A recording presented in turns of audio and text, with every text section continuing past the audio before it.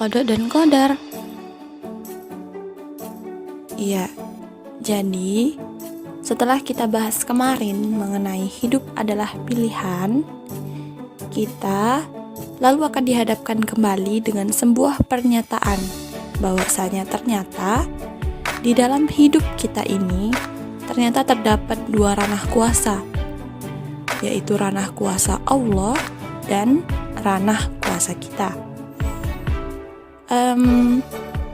Jadi sebetulnya apa sih ranah kuasa Allah itu? Bagaimana itu?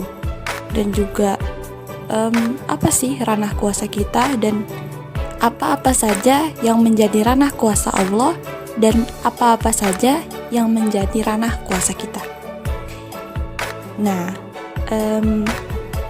ternyata mengenai dua ranah kuasa ini ada penjelasan lengkapnya, yaitu di bahasan qada dan qadar. Nah, jadi di podcast kali ini aku bakalan sedikit membahas mengenai bagaimana sih qada dan qadar. Oke, langsung aja. Jadi, qada itu artinya keputusan dan qadar artinya ketetapan. Nah, jadi yang pertama bakalan aku jelaskan yaitu tentang qada.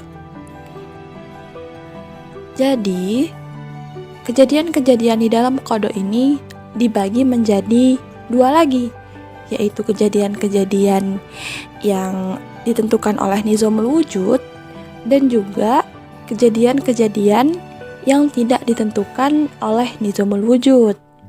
Nah, mengenai kejadian-kejadian yang ditentukan oleh nizamul wujud, maka hal ini telah memaksa manusia untuk tunduk kepadanya.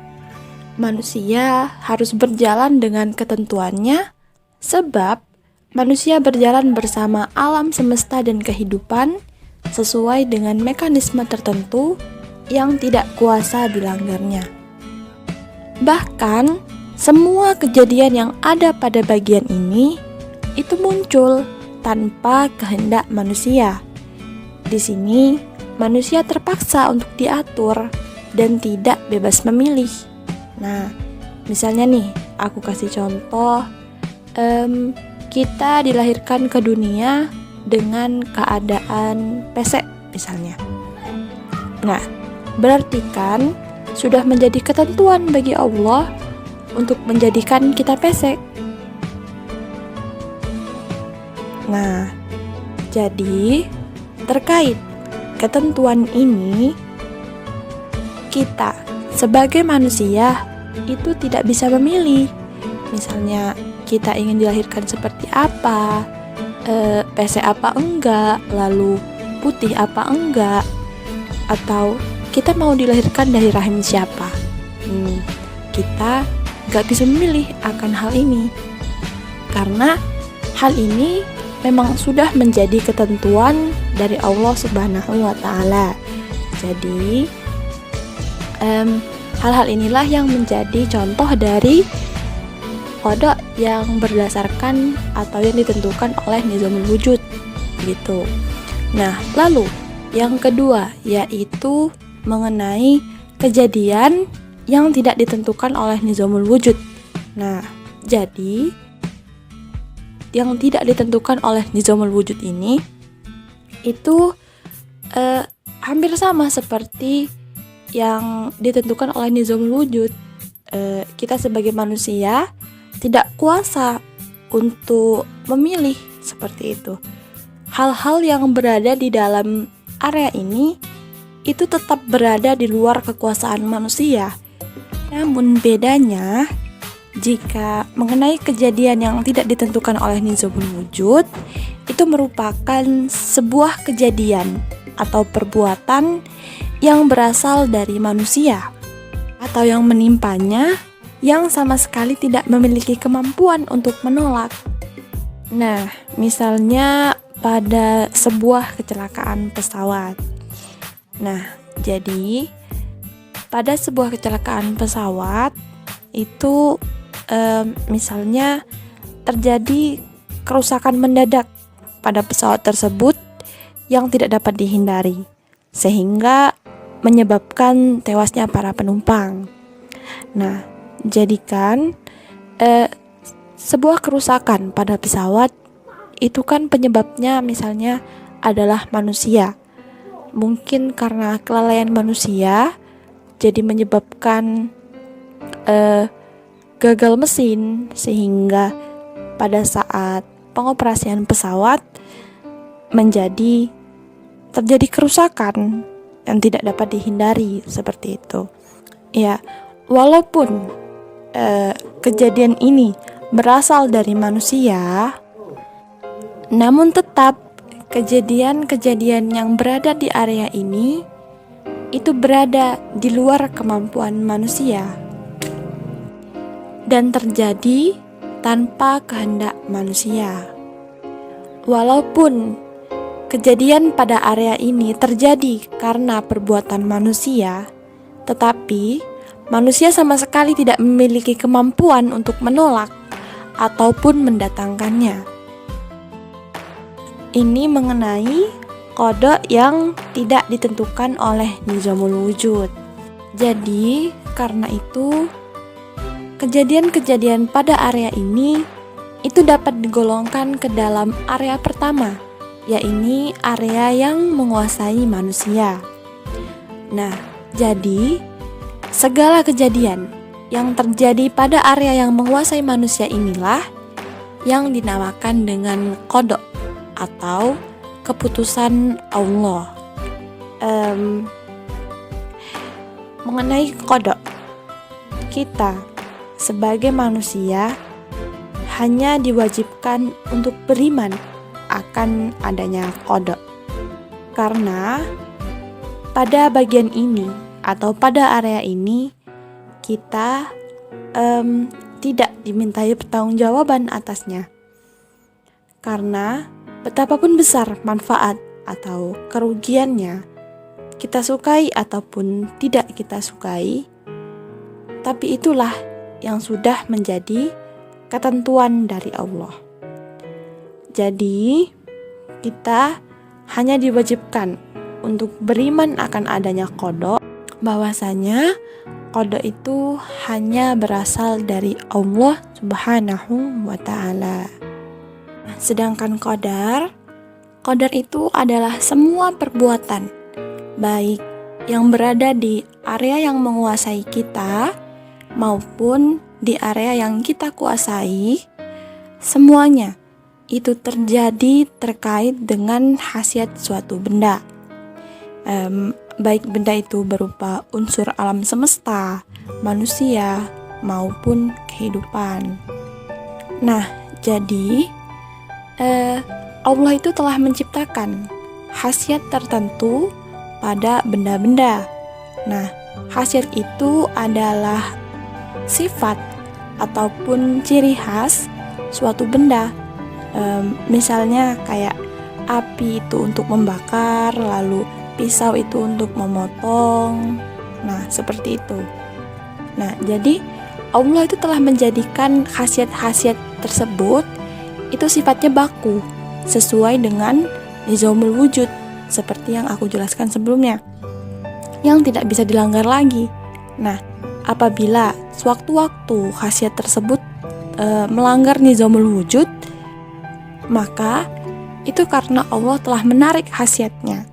Akan tetapi, hal ini hanya terjadi di luar kebiasaan atau hanya terjadi bagi para nabi yang menjadi mukjizat bagi mereka, kayak gitu. Jadi nggak semua orang bisa melanggar khasiat suatu benda seperti itu. Nah, seperti halnya benda yang telah Allah ciptakan khasiat-khasiatnya, maka begitu pula dengan manusia. Jadi, di dalam diri manusia itu Allah juga telah menciptakan yang namanya gharizah atau naluri serta kebutuhan jasmani. Nah, pada naluri dan kebutuhan jasmani inilah telah Allah tetapkan khasiat-khasiat yang ada pada diri kita. Kayak misalnya gharizah ghorizah ini kan dibagi menjadi 3 ghorizah atau naluri. Jadi yang pertama itu ada ghorizah nau atau naluri mempertahankan keturunan. Lalu yang kedua itu ghorizah baqo atau naluri mempertahankan diri. Dan yang ketiga itu ada ghorizah tadayun atau naluri mengagungkan sesuatu. Nah, contoh dari ghorizah nau ini kayak dorongan seksual, terus suka sama orang, kayak gitu. Nah, kalau ghorizah baqo ini kayak kita marah ketika diejek, lalu dan lain sebagainya. Nah, lalu kalau ghorizah tadayun itu contohnya kayak kita memiliki Tuhan, kan naluri mengagungkan sesuatu. Jadi setiap manusia itu dalam ghorizah tadayun itu pasti mempunyai sesuatu yang diagungkan, kayak gitu. Nah, lalu kalau di dalam kebutuhan jasmani itu Allah telah menciptakan khasiat-khasiat seperti rasa lapar, lalu rasa haus, dan lain sebagainya. Nah, jadi semua khasiat ini, mau khasiat itu ada di benda, ataupun ada di manusia, ataupun ada di alam semesta, Allah telah jadikan khasiat ini sifatnya baku, yang sesuai dengan peraturan alam yang ditetapkan oleh Allah Subhanahu wa Ta'ala.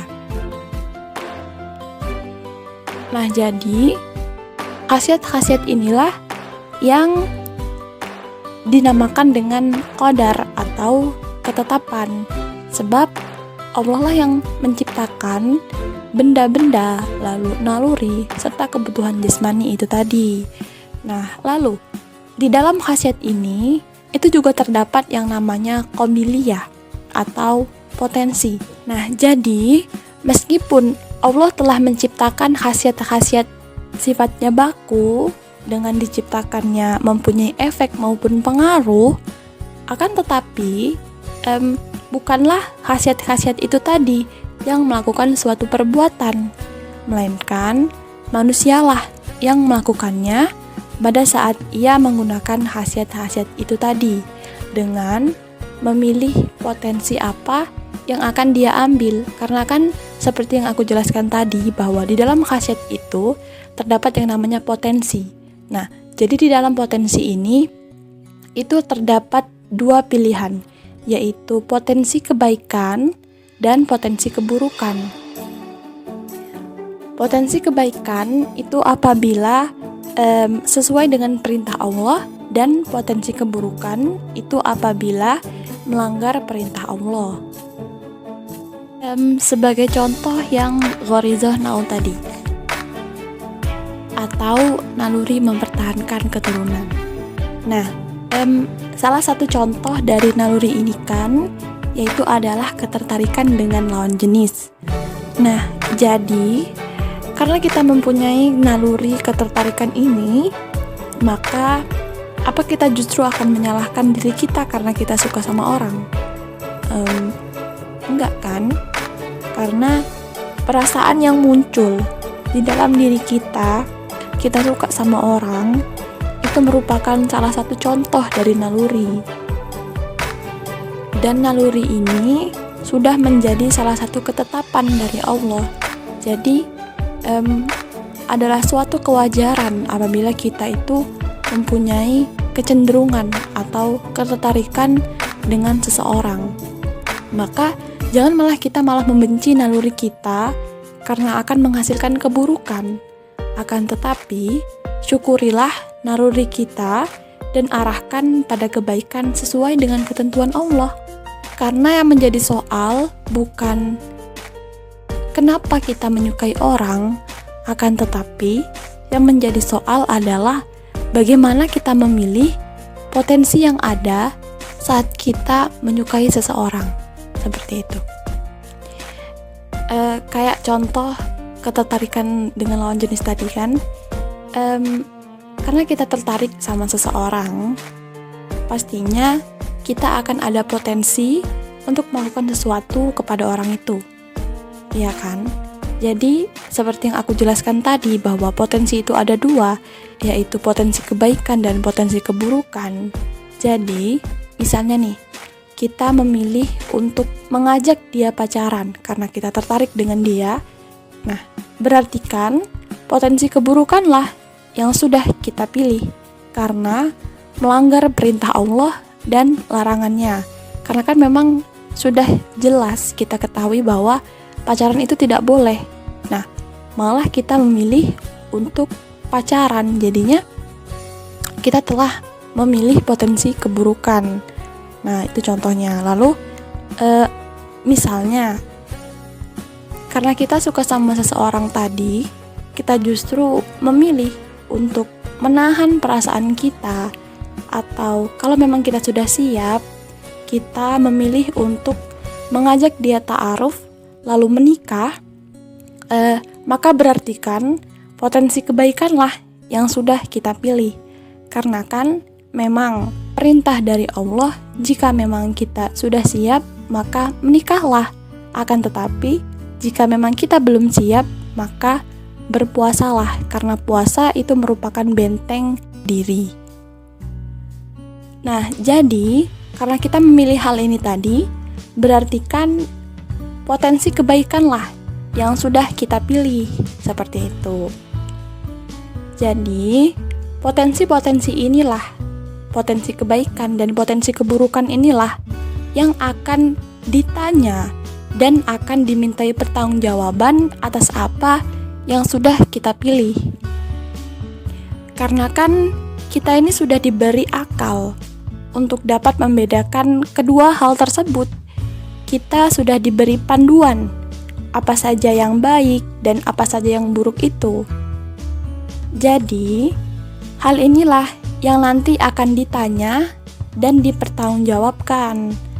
Karena hal ini itu sudah termasuk di area yang kita kuasai. Karena walaupun potensi itu, mau itu baik ataupun itu buruk, itu juga berasal dari Allah Subhanahu wa Ta'ala. Akan tetapi kita sebagai manusia itu tidak pernah dipaksa untuk melakukannya. Kita justru melakukannya dengan akal sehat dan secara sukarela untuk melakukan hal-hal tersebut. Nah, jadi di titik inilah hidup adalah pilihan itu berada. Nah, demikianlah penjelasan mengenai qada dan qadar. Jadi, setelah kita mengetahui bagaimana sebetulnya qada dan qadar itu, sekarang tinggal bagaimana kita menjalani kehidupan. Bagaimana kita menjalani kehidupan ini dengan sebaik-baiknya. Kita harus sadar bahwasanya Allah itu senantiasa mengawasi kita, serta akan meminta pertanggungjawaban atas apa saja yang sudah kita pilih dan kita lakukan dengan akal sehat dan secara sukarela. Karena kita diberi kebebasan untuk memilih, bukan berarti kita itu dibebaskan untuk melakukan keburukan. Akan tetapi, kita itu diharapkan bisa untuk menggunakan akal sehat kita dengan sebaik-baiknya. Oke, sekian dari aku. Semoga bermanfaat.